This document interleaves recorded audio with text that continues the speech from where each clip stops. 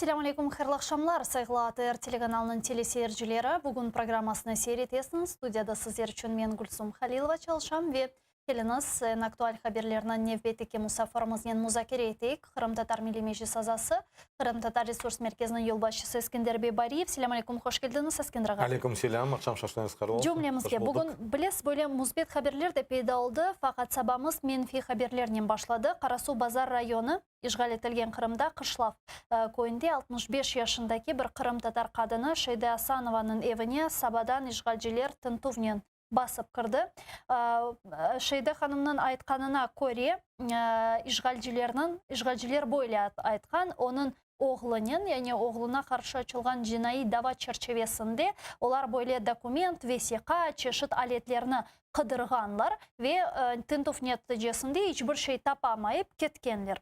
Малюм олғаны кебе оның оғлы Рустем Асанов 2016 сенесінден Украина қытасында яшай. Бұл не еді сіздің түшінженізге көре, бұл хаберге насыл бахас, насыл қимет кесес?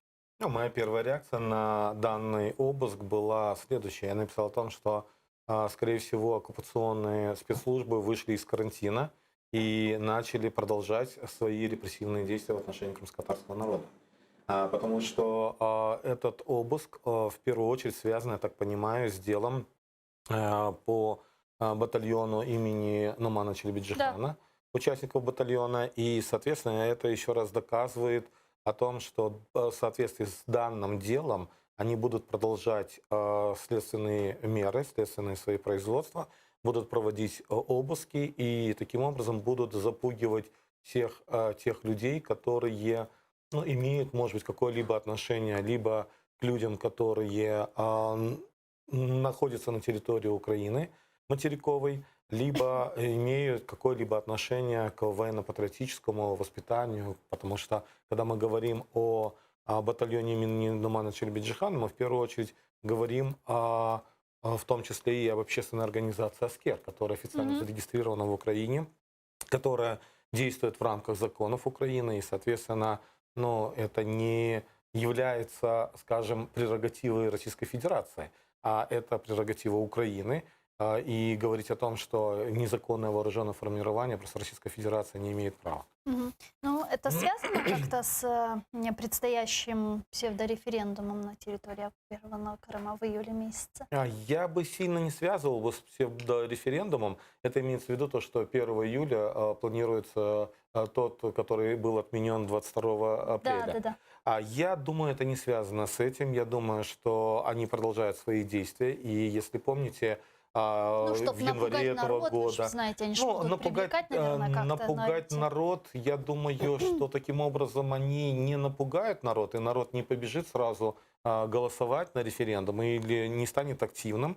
Но таким образом они просто пытаются продемонстрировать, опять же, первое, в отношении крымско-татарского народа, что кроме того, что есть религиозные преследования, есть в том числе или в первую очередь и преследования именно по так называемым причастности к экстремистским формированиям или к незаконным вооруженным формированиям. Я думаю, что это больше, опять же, направлено на международный уровень, на международную общественность, что крымские татары ведут не ненасильственный вид борьбы за свои права, а причастны или могут быть причастны к каким-либо незаконным вооруженным формированиям. И мы же видим, что в последнее время Россия активно пытается преподнести, и это связано, опять же, с продолжением санкционной политики западного мира в отношении Российской Федерации, и связано с водой. И даже вот последнее заявление, которое сделала Поклонская, наверное, слышали об этом, где она заявила о том, что не подавая воду в Крым, Украина таким образом нарушает международное гуманитарное право и таким образом подвергает дискриминации жителей Крыма, это 2 400 000 человек. Понятно, что это манипуляции, но данные действия, почему я связываю заявление Поклонской и проведение таких действий? Кстати, по религиозным признакам совсем недавно были обыски у иговистов. Их, правда, отпустили, слава богу, что они сейчас на свободе. Но при всем том, действия Российская Федерация продолжает свои, независимо от того, какое у них экономическое состояние, насколько для них проблемным сейчас является и экономическая ситуация, и политическая. Келіңіз небеттіке мевзуға кечеміз, сіз білесіз, бүгін Украина Юқары Шурасы халықара топлылықны Крым татарларының сойқырымını қабыл етмеге чағырды. Верховная Рада приняла постановление об обращении парламента к ООН и другим международным организациям по чествованию жертв геноцида крымско-татарского народа и осуждения нарушений Российской Федерации прав и свобод крымских татар. Проект постановления вступает в силу со дня его принятия. От авторов выступал народный депутат Украины фракция «Голос» Рустем Умеров. Келінсон Дегнейк. Український парламент повинен постійно нагадувати світовій спільноті, що депортація з Криму кримсько-татарського народу у 1944 році є геноцидом, а Росія досі продовжує окупацію частини території України, де українські громадяни залишаються заручниками і бранцями. Це наші люди, про яких ми пам'ятаємо і будемо захищати, наскільки вистачить наших сил. Зважаючи на це, прошу вас, шановні колеги, підтримати звернення до міжнародних інституцій щодо вшанування жертв геноциду кримсько-татарського народу. Дякую. Слава Україні!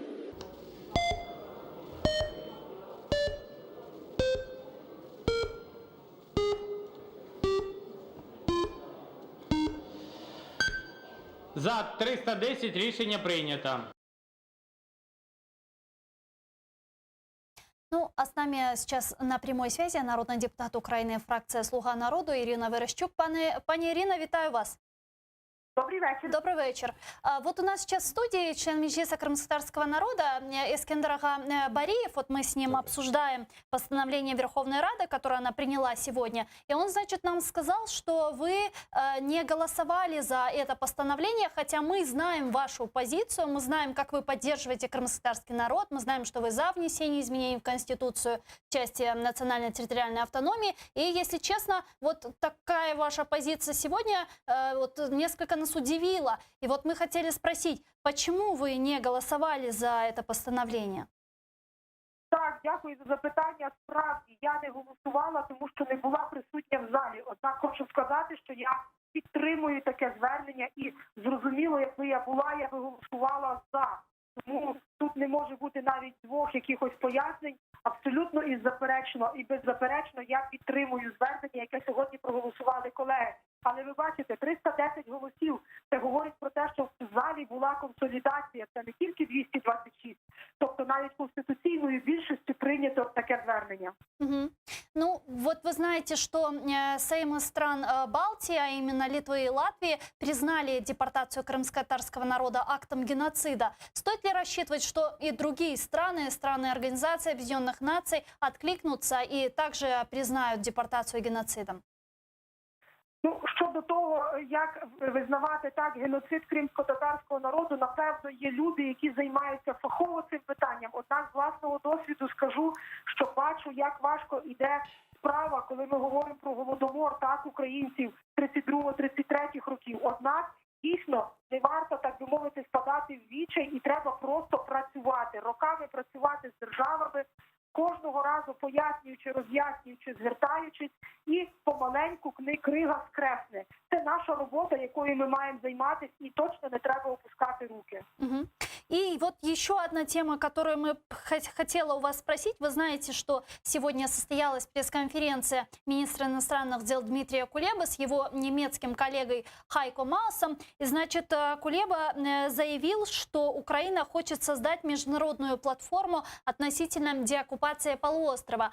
Вот как вы видите, в каком формате, в каком составе может быть создана такая международная платформа по деоккупации Крыма?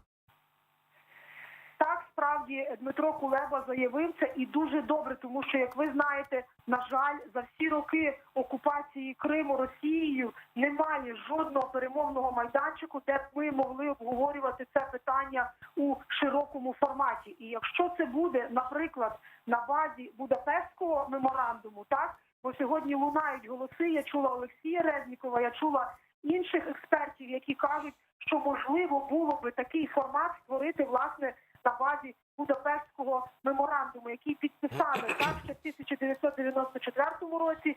Він гарантував, власне, не напад країн-підписантів, серед них була Росія, яка потім напала на Україну. А отже, якщо це буде Будапештський меморандум, я вважаю, що це буде правильний майданчик. Ну а США готовы на такую платформу? Щодо США треба розмовляти окремо, але тим не менше я ні разу не чула якихось заперечень. Як ви знаєте, США ввели чи не найсильніші, так не найважчі санкції за власне окупацію Криму і продовжують ці санкції. Тобто тут, я думаю, не буде великих запитань. Мгм. Спасибо большое, пани Ирина. И, пользуясь случаем, я бы хотела вас пригласить в эфир телеканала АТР, в эту студию. Ждем вас у нас в студии. Чох Сагунус, Ирина Верещук, народный депутат Украины, фракция «Слуга народу», была с нами на прямой связи. Эскиндрага, кимда рейбермедом? У нас сшмд что с ней чун рейбермеги? Ну, честно говоря, относительно Ирины Верещук, я, честно говоря, ей верю, что, может быть, это технически получилось, что она не проголосовала, хотя на самом деле есть повестка дня и, соответственно, понятно, в какое время проводится голосование. Но на данный момент, на самом деле, были зарегистрированы 371 депутат Верховной Рады, 310 проголосовали «за». Из них никто не проголосовал против, это тоже очень важно. 33 парламентариев решили не участвовать вообще в голосовании, то есть они зарегистрировались, но они не голосовали. И 29 парламентариев, они воздержались. Из «Слуги народа» мы видим 1, 2, 3, 4, 5, 6, 7, 8 депутатов, которые либо не проголосовали, либо воздержались. Давайте назовем фамилии. Фамилии Ирина Лахвердиева, Ирина Верещук, Юлия Диденко, Александр Кабанов, Геннадий Касай, Роман Коптелов, Александр Ковалев, Андрей Одарченко. Далее, если мы возьмем оппозиционную платформу «За жизнь», то от них никто особо и не ожидал ничего. И понятно, что всего единственный депутат с этой фракции поддержал данное постановление, это Александр Фельдман. Европейская солидарность, Виктория Сюмар не голосовала, остальные проголосовали «за», и единственное отсутствовал Петр Порошенко. Батькивщина, Вадим Ивченко не голосовал, и не голосовал Андрей Николаенко, остальные проголосовали. Фракция «Голос», депутаты всей фракции поддержали постановление, они в принципе и инициировали, но в том числе там были депутаты других фракций. И только вот Святослав Вакарчук отсутствовал, Кира Рудик отсутствовала, Рудок, и Олег Макаров. Они отсутствовали вообще в зале Верховной Рады. Не пришли на работу. Фракция «За будущее» воздержался только Антон Кисе. Еще 6 депутатов не голосовали вовсе. А остальные, кто присутствовал на заседании, поддержали. Внефракционные: Виктория Гриб, член партии «Опоблок», воздержалась. Сергей Магера воздержался. Роман Иванисов, который баллотировался от «Слуги народа», он сейчас не фракционный, он не голосовал. Ну и фракция «Доверие», лишь 3 депутатов, присутствующих на заседании, участие в голосовании не принимали. Все остальные постановления поддержали. То есть, когда мы говорим о сегодняшнем постановлении, я в своем посте больше написал о том, что это индикатор больше. Потому что если рассматривать это постановление, мы можем рассмотреть с 2 сторон. Первая сторона, если на внешнем уровне, правильно было сказано Рустемом Умеровым, о том, что мы системно должны напоминать. Хотя на самом деле признание депортации геноцидом было еще в 2015 году постановой Верховной Рады Украины.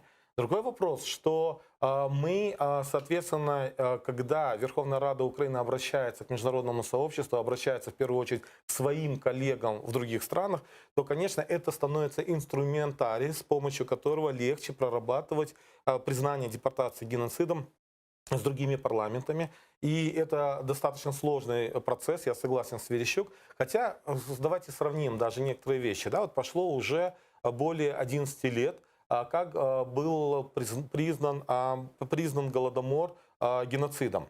И на сегодняшний день, как вы думаете, сколько стран, парламентов стран признали Голодомор геноцидом? Немного. Всего 12. И за столько времени. Поэтому здесь, в первую очередь, конечно же, вот такие решения, они являются важными как инструментарий, потому что при работе с депутатами, при работе с Министерством иностранных дел тех или иных государств, в первую очередь нам всегда задавали вопрос, а как к этому относится украинское государство, потому что мы являемся гражданами Украины, весь крымско-татарский народ. И поэтому здесь, конечно же, очень важно говорить, что есть позиция Украины, что Украина признает депортацию геноцидом. Соответственно, мы вас призываем, мы вас просим, соответственно, также признать депортацию геноцидом. И при всем том не просто признать депортацию геноцидом, а те события, которые начались с 2014 года, как длящийся, продолжающийся геноцид в отношении всего крымско-татарского народа. Теперь внутренний фактор. Внутренний фактор, я извиняюсь, но я просто хочу разъяснить, внутренний фактор я не случайно назвал как индикатор. То есть мы увидели, что из 371 депутата, зарегистрировавшегося сегодня в Верховной Раде, проголосовало за 310. Это конституционное большинство, это здорово. Никто не проголосовал против. Я уже говорил и перечислял людей, которые либо не голосовали, либо просто воздержались. Это, в принципе, я сегодня поставил оценку 4 по пятибалльной системе, 4 с плюсом в Верховной Раде. Конечно же, данную постанову не нужно сравнивать с законопроектом об изменении 10 раздела Конституции, либо с законом о коренных народах, потому что здесь уже более сложные процессы. Но сегодня я бы сказал, что экзамен Верховная Рада выдержала в отношениях вопросов Крыма и крымско-татарского народа, в отношении того, что крымско-татарский народ – коренной народ. И поэтому мы сегодня хотя бы должны быть готовы к тому или работать хотя бы над тем, чтобы этот созыв Верховной Рады принял хотя бы закон о коренных народах Украины. Рахманин кеченлері бізім яйынымызда еді, голос фирқасының лидері, ve onun айтқанына көре, Тәмір халықлар қануны бойынша олар шымды на финишный прямой деп айтты. Енді финишке келе екенлер, соңғы адымларны япай екенлер. Сіздің түшінжеңізге көре, не вақыт біз бұл қануны юқары шурада көрерміз, қанун лейхасыны? Бахнас, если мы говорим о законопроектах, были предложены законопроекты, которые были переданы при первой встрече с президентом Украины, наших лидеров, и тогда были так называемая триада законов. Это проект закона об изменении 10 раздела Конституции, закон о коренных народах, как рамочный, и закон о статусе крымско-татарского народа. Понятно, что здесь эти проекты рассматриваются и, соответственно, обсуждаются, я так понимаю, на комитете, и на комитетах, и депутатами. Кроме того, подавались законопроекты скажем, просто не как рамочный, а как цельный закон, целостный закон, закон о коренных народах и Украины. И, на мой взгляд, здесь мы должны очень четко понимать, что когда мы говорим о законе о коренных народах, мы в этой студии говорили, что здесь речь идет в том числе и о последующем изменениях в законодательстве Украины как минимум в 15 законах. Это закон и налоговый кодекс, и бюджетный кодекс Украины, и закон об объединении граждан, и так далее, и тому подобное. Поэтому здесь мы должны все-таки, я стою на той позиции, что мы как можно быстрее должны способствовать тому, чтобы был принят целостный закон о коренных народах Украины, для того, чтобы он дал следующий посыл, в том числе и к изменениям в 10 разделе Конституции. То есть давайте действовать пошагово, поэтапно и, соответственно, приобретать малые победы, которые важны для урегулирования и реализации коллективных прав крымско-татарского народа.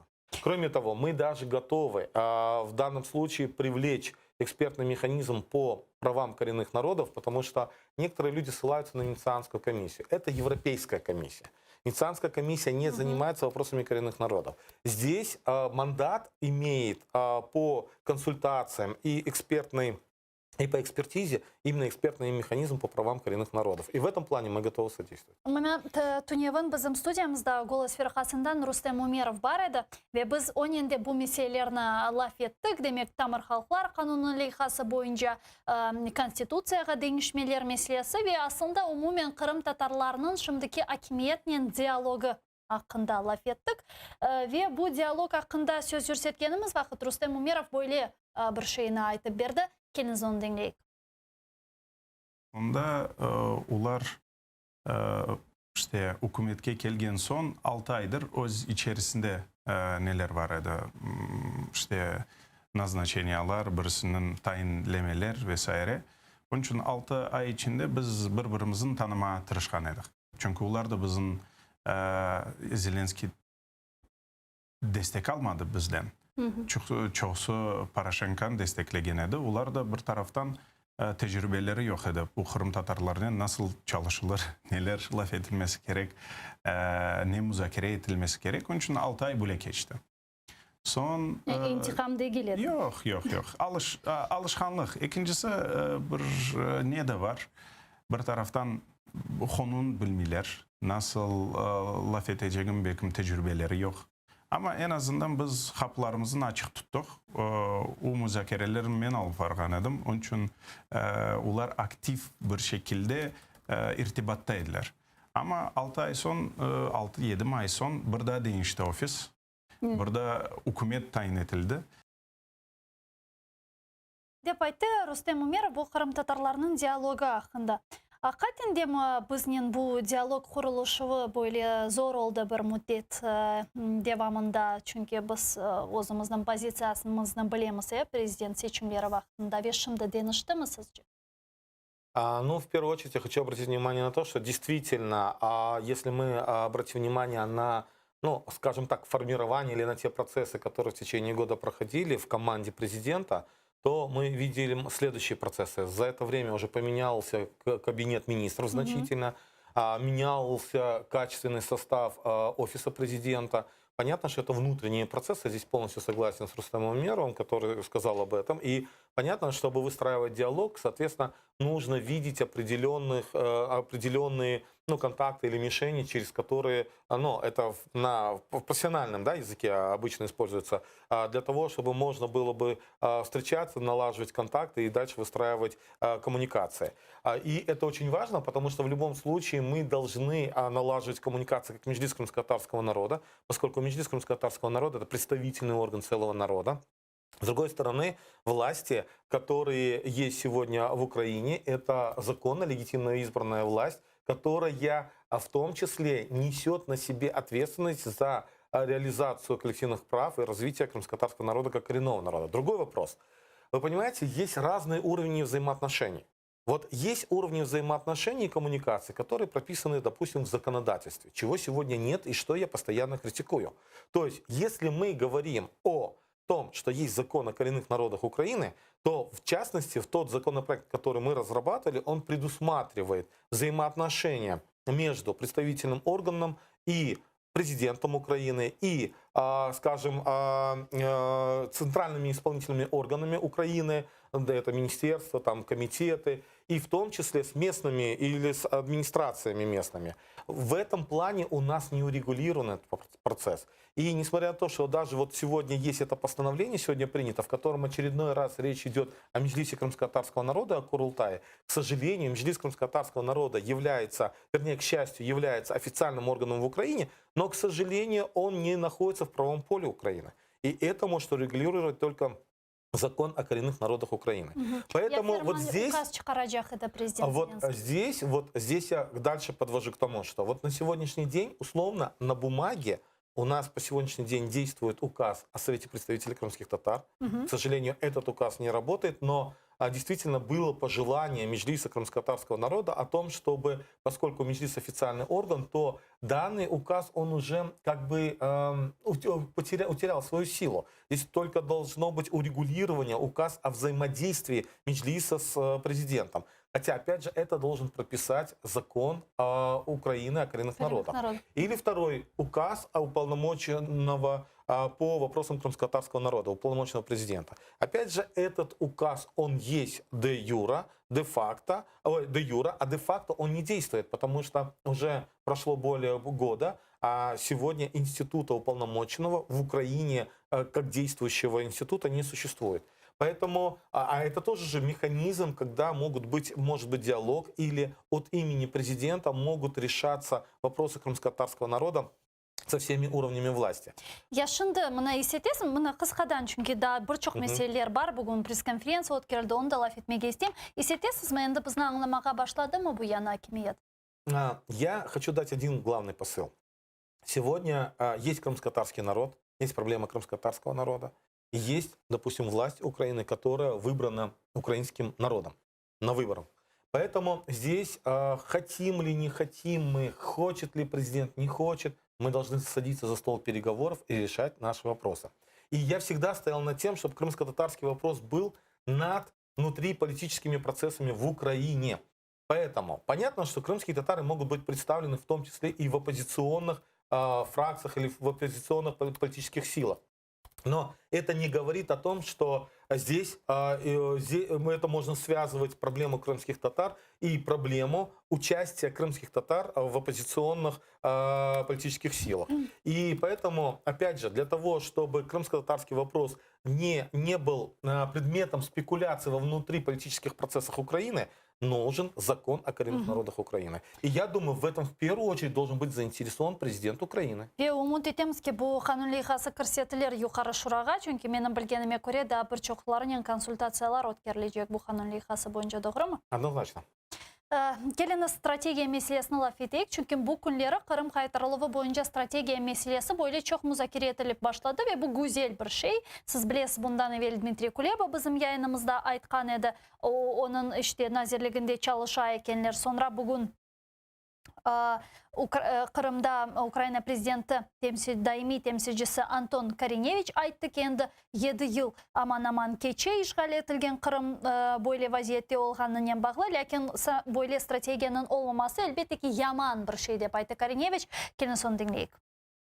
Представництву президента в Автономній Республіці Крим вдалося відновити процес із напрацювання цієї стратегії разом із колегами з Міністерства з питань реінтеграції тимчасово окупованих територій та РНБО. Вже створена робоча група на базі Мінреінтеграції, яку очолює віце-прем'єр-міністр Олексій Резніков. Її головним завданням якраз і є розробка стратегії деокупації та реінтеграції тимчасово окупованих територій. Водночас слід розуміти, що окремі напрацювання з цього приводу існують у різних органах та міністерствах. МЗС пише проект своєї частини, у Мінреінтеграції є свій блок питань, у представництві президента свій блок. І зараз треба все це звести воєдино. Не хотів би нічого говорити з приводу часових рамок, але ми з колегами вважаємо, що було б добре мати цю стратегію деокупації вже нинішнього року. Ветуневын біз бұл суальны да Рустем Аға Умеровке бердік голос ферқасындан милет векіліні. Стратегия ақында не тұшыне насыл олмалы деп бұл стратегия ве оның жевабына деңлемеге теклif етем. Біріншісі, бұл біздің құрылтай делегелерін, мeclis азаларымыздың, диаспораның ve aktivistlerin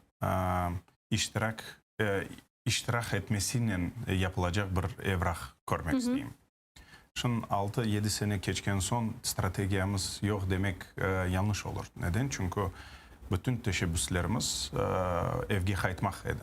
Yani 7 senedir bunu tırşayık yapmaya. Ama devlet olarak, Ukrayna devleti olarak bir evrakın hazırlanması, stratejiyanın yapılması ve bizden tasdik edilmesinde fayda var koruyayım. Bizim stratejimiz zaten belli.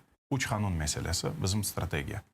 Zaten o kabul edilgen son Kırım Tatarlar en büyük rol oynayacak adamlardır. Onun için bizim bu uç kanun kabul edilse stratejiyanın %50'sini yapan gibi olarak. Uç kanun hakkında biz sizinle laf ettik, lakin Rostem Bey Umerov da aytты ki Kırım Tatarlar ne muzakere etilmesi gerek bu stratejiyanın işlep çıkarılığında. Siz bunu nasıl bakasız? Hazır mı bizden hakimiyet muzakere etmege Kırım stratejiyası boyunca? Çünkü endi bir işler başladı galiba. Ya da belki de endi olar yazgan vakit bir muzakereler olgandır, biz bilmeyimiz. Nasıl alıp baralaşımdı bu işler? Но я бы сейчас разделил этот вопрос на две части. Первая часть — это когда мы говорим в целом о стратегии, о необходимости. Вообще, чтобы вы понимали люди, что такое стратегия. Стратегия — это такой динамичный документ, который в процессе меняется, но его нужно прорабатывать, чтобы были видения на ближайшие условно 5 лет. К сожалению, или чаще всего мы за последнее время видели только заявление о том, что есть некая стратегия, или ее нету, или что ее нужно разрабатывать и так далее. Единственное, что действительно предпринимались действия реальные, когда я непосредственно принимал участие в экспертной группе, когда разрабатывался проект стратегии в 2015 году при РНБО.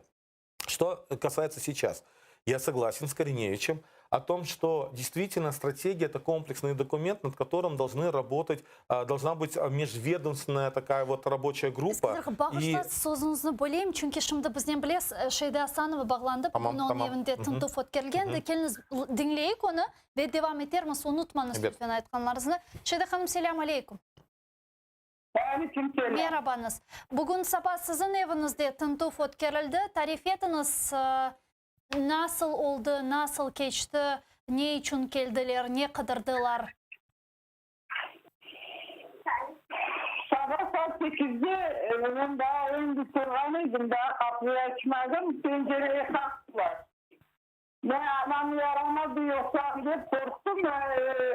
Açsam kapıyı arzuya alıp saldatlar böyle durur. Bir adam da işte onların öldürdüdür daha yetişen şeyleri. Dedi yani şu tuttuysan öyle de mesela ama isteyeyim böyle korçkası gösterdi.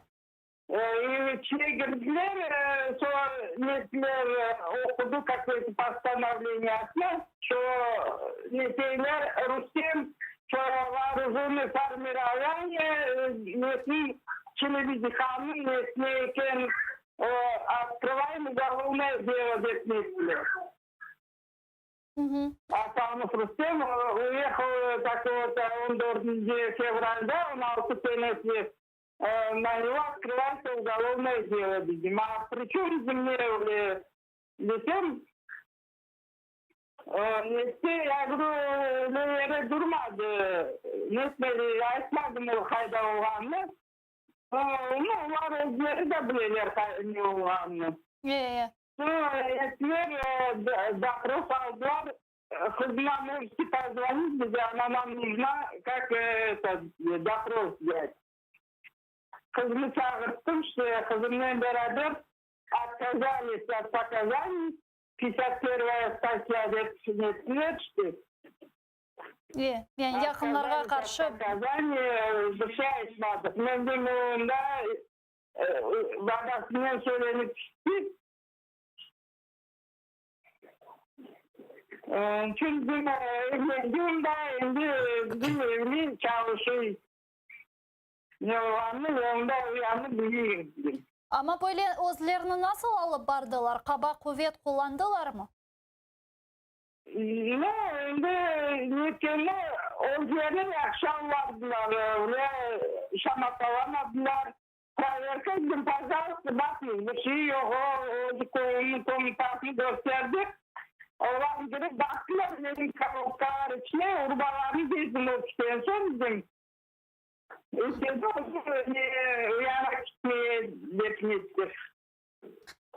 Çok sağ olunuz. Allah sizge sağlık versin, sabırlar versin.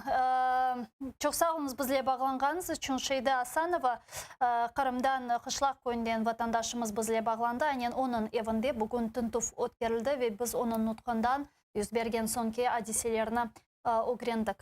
Evet, Allah Teala sabır versin Şeyda ablağa ve sağlık versin. Ve kuryaşımız devam etmemiz. Onun için bizlerge en böyle постановлениялар, определениялар kopyalarını almak gerek ve kuryaşını devam etmek gerek. Стратегия мевзусuna Стратегия мевзуса hakkında, я как уже говорил, что стратегия это комплексный документ, и понятно, что здесь каждое министерство, каждое ведомство должно работать над своей частью, потому что мы, когда говорим о вопросах деоккупации, реинтеграции Крыма, то, соответственно, мы затрагиваем многие сферы жизнедеятельности человека, и в том числе тех процессов, которые происходят. И поэтому здесь однозначно, здесь в любой стратегии будет как закрытая часть, так и открытая часть. Другой вопрос, чтобы это не было просто пустыми заявлениями или пиарными заявлениями. Хотелось бы, чтобы конкретные действия были, и хотелось бы, чтобы мы увидели в конце года все-таки, во всяком случае, вы услышали посыл, что подобное или проект этой стратегии уже существует. Ведь на самом деле, если вспомним, еще в 2019 году президент Зеленский давал поручение этому Совету реформ о том, чтобы подготовить ряд законодательных актов, которые будут ложиться в основу стратегии деоккупации Крыма. И сроки были даны до декабря 2019 года. К сожалению, мы пока этот процесс не увидели. Ну, Но уже понятно, 20-й. что в том числе и в самом Совете происходили изменения. То, о чем говорил как раз-таки Рустем. Поэтому я, конечно же, оптимист по жизни, и я надеюсь, что это не просто заявление, хотя, честно говоря, Украине уже должно быть стыдно, что на 6-м году, вернее уже 7-й год, да, 6 лет уже оккупация, все только еще и обсуждается. Уже должна была обновляться стратегия, потому что 5-летний срок прошел, должны были проанализировать индикаторы, посмотреть, какие дальнейшие действия, и, соответственно, обновлять стратегию, работать над новой стратегией. Поэтому я все-таки надеюсь, и я верю в то, что сегодня и заявляет и Дмитрий Кулеба, и заявляет Антон Кореневич о том, что действительно предпринимаются какие-то шаги. На мой взгляд, очень важно, чтобы в разработке данной стратегии она не может быть эффективной, потому что любая стратегия эффективна тогда, когда в ней принимают участие все компоненты, которые будут в будущем реализовывать эту стратегию. И поэтому без участия Меджлиса крымско-татарского народа нельзя говорить о том, что стратегия будет эффективной или она будет реальной. Поэтому здесь однозначно в разработке этой стратегии должен принимать участие непосредственно Меджлис крымско-татарского народа. Я думаю, что к разработке стратегии в том числе должны быть на уровне общественных и правозащитных организаций также привлечены общественные правозащитные организации или хотя бы воспользоваться теми наработками, которые были еще сформулированы в 2015 году. Они актуальны. Причем те наработки, о которых мы говорили, часть на самом деле были реализованы. И когда мы говорим о крымско-татарском факторе, о крымско-татарском вопросе, конечно же, очень важно, что частью стратегии является в том числе и законодательное урегулирование прав крымско-татарского народа, коллективных прав крымско-татарского народа, будь то это 10 раздел Конституции, будь то это закон о коренных народах, потому что это ведет к тому, что сегодня, я раньше говорил и сейчас повторю, в геополитике чаще всего в геополитике являются циниками, да, и, соответственно, преследуют только собственные интересы. Поэтому в данном вопросе пусть максимально использует крымско-татарский фактор Украина для того, чтобы восстановить целостность Украины. С другой стороны, крымские татары должны максимально пользоваться базовыми основами Украины, украинского государства, для того, чтобы обеспечить коллективные права нашего народа. Бүгін да бойлы хаберлер сырасында, чүнки мұна стратегия ақында лаф етеміз, ве әлбетте ки деоккупацияның бағлы олған стратегия, деоккупация için бүгін Дмитрий Кулеба Хайко Маснен көрішкені вақыт айтты ки бойлы халқара бір платформа түзілмесіні істей екен Украина.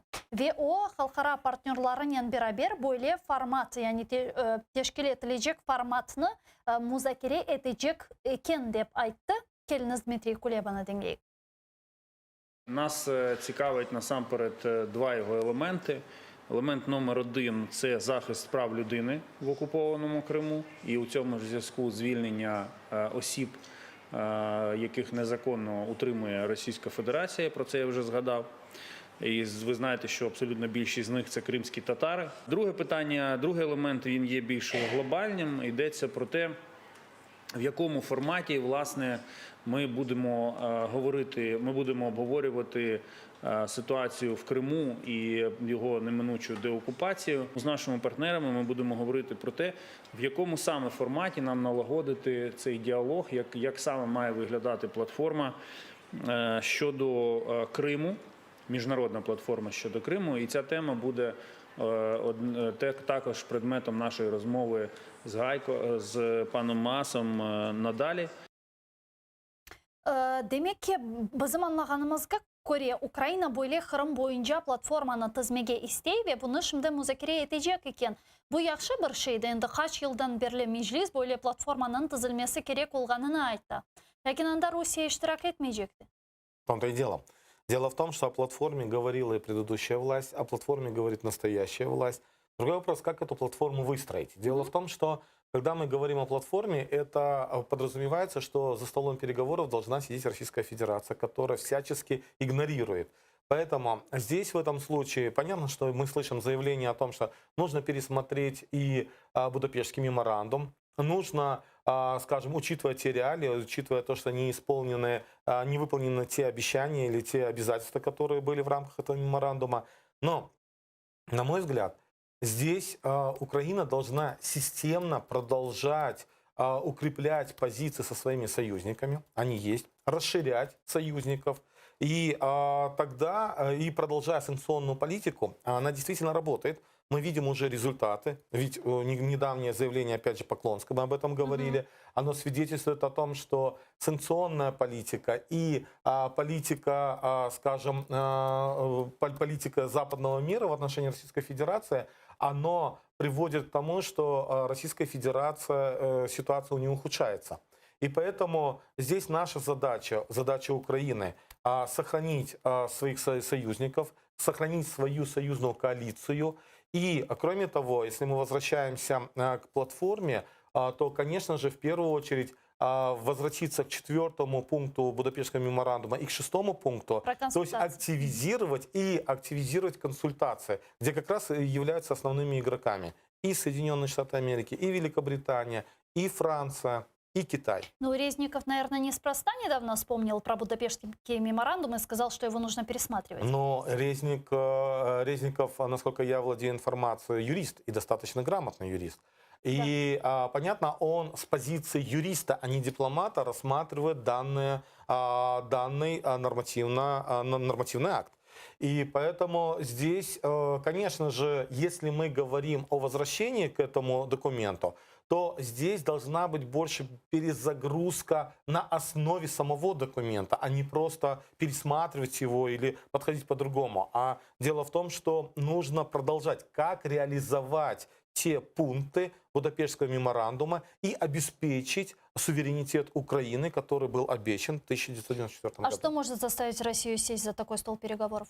Экономические санкции, политическая нестабильность, ну и вопрос воды. Но санкции у нас есть в отношении России, они работают, но это в долгосрочной перспективе, я так понимаю, мы увидим результат. Для того, чтобы вынудить ее именно сесть за стол переговоров, нет? Сейчас как раз-таки ситуация такая, что здесь совпало все. И санкции, и политическая ситуация, и в том числе и карантин, и пандемия коронавирусная. Она на самом деле повлияла очень сильно на экономику во всем мире, но в большей степени на Российскую Федерацию, потому что экономика Российской Федерации держится в основном на углеродах, да, на нефти и газе. И поэтому это очень сильно повлияло сегодня на экономику Российской Федерации. Поэтому для нас очень важно, чтобы наши европейские партнеры продолжали санкции. И те последние посылы, которые были и со стороны Меркель, и со стороны британцев, Великобритании, Бориса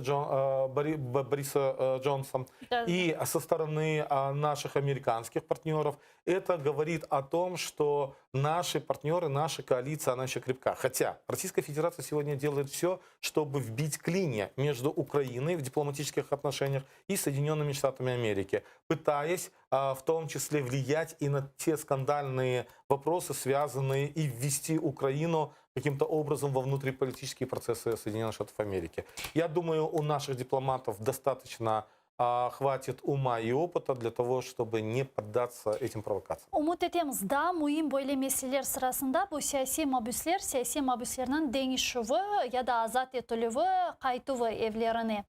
Ветуневін біз бұл меселенді Рустам Бейумеровнен лаф еттік, чүнки о бұл меселерді музакире ете екен президент офисінің рейсі Андрей Ермакнен ве хусусан олар саяси мабуслер деңішуіні бераберлікте музакире ете екенлер ве бұл истиқаметте фаалиет жүрсете екенлер. Келіңіздіңдейік о мабуслеріміз ақында не айтты? Жетвелдерін doğru біз kontrol еттік, оларға сұндық. Yani bütün arkadaşlarımız anda var. Son kez Mayıs'ta, 18 Mayıs civarlarında bir netice olacak edi. Ama maalesef... Ne gibi netice? Azat Etülüv? Azat Etülüv. Kırım Tatarlar. Kırım Tatarlar. Maalesef o olmadı ama çok şeyini aytıp olamam ama şun onun üzerinde çalışayıq. Yani işler alıp barlar, lakin kine Covid. Yok, bu Bu керек kovindeki. değil. Bu endi maalesef Rusya'nın sıkıntısı. Çünkü Rusya bunların vermek bizge istemiyor. Kırım Tatarlarını Kırım istemiyor. Tatarlarının istemiyor. Ama biz de hiç bir şekilde geri adım atmayız. Rusия istemiyor eken, işte şimdi kedereki ete eken bu muzakerelerge, lakin Rustem Bey'in aytkanına göre Mayıs'ta belki olabilir eken böyle Denişov. Şimdi ne beklemege? Endi şimdi de işi alıp barıla dep aytты Rustem Bey, beklemege mi Azat Etulev'una, işanmaga mı, umutlar beslemege mi? Ну, я скажу своей субъективной позиции, об этом неоднократно говорил. Дело в том, что для того, чтобы произошел обмен и именно связанный с политзаключенными, именно крымскими, в первую очередь тут должны быть к этому предпосылки. Или для того, чтобы Россия была сама заинтересована в этом вопросе. Вот давайте проанализируем те обмены, которые были в 2019 году. Обмен, который произошел 7 сентября. Он в первую очередь был связан с Международным трибуналом по морскому праву. И он был связан в первую очередь с 24 моряками, которые были локомотивом этого обмена. И, конечно же, к ним присоединили 11 политузников, которые стали токсичными для Российской Федерации. И поэтому Российская Федерация пошла на эти процессы, и именно тогда была возможность. Второй обмен. Второй обмен, который был в декабре и в рамках нормандского формата. Я тогда еще говорил в октябре и в ноябре месяце о том, что там не будет крымских политузников, только потому, что нормандский формат не предусматривает тему Крыма. Да, это Донбасс. Апрельский обмен, то же самое. Теперь, когда может осуществиться обмен? Ну, во-первых, есть позитивные предпосылки. Это то, что был арест Шайтанова. И, скорее всего, ради того, чтобы заполучить Шайтанова, конечно же, под этим предлогом будут обмениваться, скажем, политузники крымские для того, чтобы как бы его вернуть. Это хорошая предпосылка для Украины, когда Россия действительно захочет этим заниматься. Вторая предпосылка – это отсутствие воды. И, соответственно, под видом гуманитарного обмена, гуманитарных этих целей, тут как раз-таки Российская Федерация скажет, что мы готовы даже освободить вот политузников. Но это опасно в другом плане, что сегодня одних арестовывают, завтра других отпускают, но при всем том нам нужно в корне решать этот вопрос. И вода – это инструмент для решения вопроса деоккупации в корне. Теперь третье. Третье, в этом году должны по существу рассматриваться ЕСПЧ, дело Украины против России. И в том числе в этом году уже должны начинаться рассмотрения по существу Международного суда ООН, где есть по двум конвенциям. Одна из конвенций – это дискриминация. И вот здесь как раз-таки может учитываться этот процесс, когда будут решения, промежуточные решения суда, Международного суда. И таким образом будут предпосылки для обмена. В противном случае я не вижу никаких предпосылок для того, чтобы наших соотечественников могли обменять. Кроме того, ведь Российская Федерация со своей стороны их всех рассматривает как граждан Российской Федерации. Несмотря на то, что наши политузники себя не считают гражданами Российской Федерации. И мы это видим в делах, в их уголовных делах. У нас сув meselesini ayttınız. Men bilem sizin böyle ekspert gruppanız var suv meselesi boyunca. Ne yapabilir Rusya suvunu vermesi için Киев? Yıgırmasa niye? Но в первую очередь мы видим, что Россия всячески пытается строить водозаборы, проводит воду, чтобы обеспечить хотя бы питьевой водой, но ситуация к лету будет ухудшаться к лету, и, соответственно, мы увидим очень негативную ситуацию. Поэтому Россия будет предпринимать все, чтобы вплоть до вооруженных каких-то действий для того, чтобы заполучить воду. Çok sağ olun Eskender ağa. Milli Meclis azası, Kırım Tatar Resurs Merkezi'nin yol başçısı Eskender Bariyev stüdyamızda misafir edi. Saygılı dostlar, Zaman İnformasyon Programması sizni bekleyip görüşkенче.